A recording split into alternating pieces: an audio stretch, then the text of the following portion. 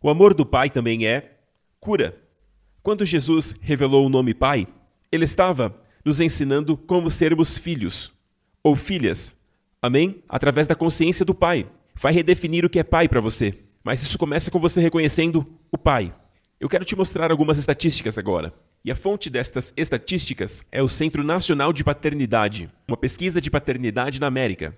De acordo com 72,2% da população americana, preste atenção, 72,2% da população americana acredita que a ausência de pai é o problema mais significante que a América enfrenta nos âmbitos sociais e familiares. É mais que 50%. E a pesquisa diz que a ausência de pai é o problema social e familiar mais significante na América. Veja, 85% dos jovens que estão em prisões vêm de lares sem pais. 85% dos jovens aprisionados vêm de lares sem pais. 90% dos moradores de rua e de crianças fugitivas vêm de lares sem pais. 60% dos suicídios de jovens vêm de lares sem pais. Não é de se admirar que Jesus disse: eu revelei a eles o nome, Pai. Amém? Estamos sofrendo de uma orfandade. Sentimos que crescemos sem sentir a presença do Pai, o amor dele. E às vezes ninguém nos disse que Deus é o Pai que nos ama. E achamos que temos que nos virar sozinhos, porque é aquele de quem esperamos amor incondicional, carinho e também provisão. E ao invés disso, quando chegamos em casa, não encontramos isso. Então começamos a sair, procurando amor em lugares errados e acabamos sendo ainda mais abusados. Então, amigo, quando nascemos de novo, Deus vem e nos diz: eu sou seu Pai, o verdadeiro Pai. E mesmo que você não tenha um bom pai terreno, muitas vezes é porque ele não recebeu o amor do Pai. Nós vemos que no livro de Malaquias, no Velho Testamento, na verdade o Velho Testamento termina com a palavra maldição, mas já o Novo Testamento termina com a palavra graça, que a graça do Senhor Jesus Cristo esteja com todos. O porquê da maldição? No livro de Malaquias, o último do Velho Testamento, está escrito: o Senhor diz: do contrário eu virei e castigarei a terra com maldição. Note a palavra do contrário.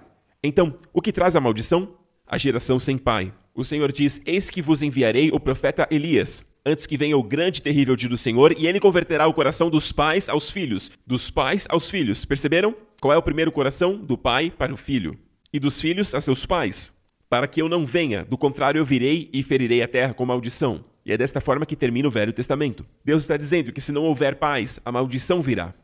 E não te alegra em saber que o primeiro capítulo da Bíblia nos diz sobre todas as gerações, amém? De Jesus Cristo, aleluia! E ele é aquele que apresentou a nós o Pai. Mas havia uma barreira entre o homem e o Pai, e por conta desta barreira, o homem não se aproximava dele. E Deus sempre quis se revelar como Pai. Sabe, porque naturalmente o homem tem um medo do Senhor, que não é o temor do Senhor que está na palavra. Amém? É chamado espírito de escravidão que nos faz temer novamente. A Bíblia diz: vocês não receberam o espírito de escravidão para temer novamente. O que ela quer dizer? Está falando do povo judeu que estava debaixo do velho pacto da lei. E eles tinham um temor de Deus que não é o temor que Deus deseja. O verdadeiro temor do Senhor nasce da real revelação de ser perdoado. Lembra o que Davi disse para o Senhor? Se o Senhor registrasse as iniquidades, quem escaparia? Contigo, porém, está o perdão para que te temam. É um temor do Senhor que nasce a partir da percepção que Deus te ama. E ele entregou o seu filho. E o filho morreu na cruz por sua causa. Quem é você para que o Filho de Deus, o Rei dos Seis, morra em seu lugar? Amém? E percebemos isso. Esta é a revelação do amor. E Davi entendeu isso, que é daí que vem o verdadeiro temor do Senhor. Mas o temor que eles tinham no Velho Testamento era, na verdade, um medo real, como medo de cobras, ou como eu que tenho medo de lagartixas. Mas esse tipo de medo, eles transferiram para Deus. Ou seja, eles não queriam se aproximar de Deus, a menos que tivesse um intermediário. Vá até Deus por nós. Foi o que disseram para Moisés, quando Deus falou no Monte Sinai. Ouça você a Deus. Vá até Deus por nós. Sabe, nós não queremos ter um relacionamento direto com Deus. Mas qual é o lugar da criança que chora? Nos braços do Pai. Deus quer que você de fato se aproxime. Às vezes nem precisa de palavras. Você se aproxima do Pai, o Pai vem e te abraça. E ninguém precisa falar. Não precisa falar tanto no relacionamento de família. Muitas vezes nos comunicamos no olhar. Assim o Pai olha para você. E o Pai te diz assim: antes de nascer, eu te formei no ventre. E Ele tem um chamado e um propósito na sua vida. Você não é um acidente. Você não é um erro. Talvez a forma que foi feita foi errada. mas foi plano de Deus. No momento que a semente se formou, Deus te destinou. E Deus tem um propósito para todos vocês. E Ele já era seu pai muito antes de você nascer. Ele é o seu pai, mas não tínhamos nascido de novo. Então a reação natural da carne é ter pensamentos ruins sobre Deus. Deus não deve ser tão bom. Deus quer me pegar. E isso muitas vezes é confirmado por líderes religiosos que estão sempre sérios, parecem ser mais santos que todos. Sabe, você é alguém muito sujo. Quando eu assisto alguns filmes, fico muito chateado da forma que retratam os cristãos. É sempre alguém pregando, uma mulher que tem uma justiça própria, falando mal da outra mulher, criticando a mulher porque ela pecou. E sabe, por que não mostram que nós cristãos somos felizes? Pessoas que compartilham a graça, assim como Jesus fez. É assim que o Pai é. Jesus disse, querem ver o Pai? Olha para mim. Porque aquele que me vê, vê o Pai. Então a maneira de conhecer cada vez mais o Pai é buscar nos evangelhos o coração de Jesus. Quer saber a vontade do Pai para você? Veja o que Jesus fez. Por exemplo, a pergunta, o Pai quer me curar? É da vontade dele me curar? Veja Jesus. Ele alguma vez negou alguma cura? Alguém se aproximou dele e saiu doente? Saiu ainda doente? Não, mas ele não disse que todos em Israel seriam curados. Nem todos vieram a ele. Mas a Bíblia diz que todos que se aproximaram dele foram curados. Todos que tocaram a orla de suas vestes foram curados. Todos que o buscavam. Ou seja, Jesus jamais negou cura a ninguém. Então essa é a vontade do Pai? Sim. Porque tudo que Jesus fez foi revelar o Pai. E Jesus virou para um de seus discípulos, Felipe, e disse, aquele que me vê, vê o Pai. Eu não entendo porque você me pergunta para mostrar o Pai.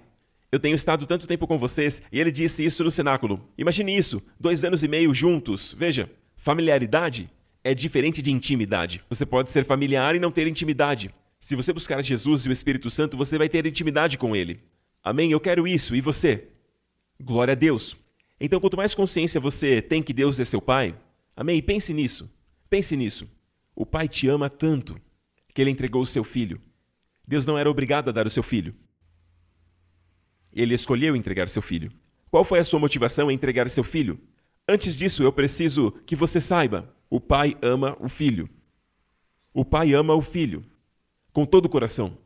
Quando Jesus saiu do Rio Jordão, o Pai abriu os céus e disse, este é o meu Filho amado, em quem me comprazo. Ainda assim o entregou por você. O que isso quer dizer? Ele te ama. Ele abriu mão do seu filho. Você jamais entenderá quanto Deus te ama, a menos que entenda quanto ele ama o seu filho. Porque ele deu o seu filho por você. Uau! Ele entregou o seu filho. Aquele que nem mesmo poupou o seu único filho, não nos dará com ele deliberadamente todas as coisas?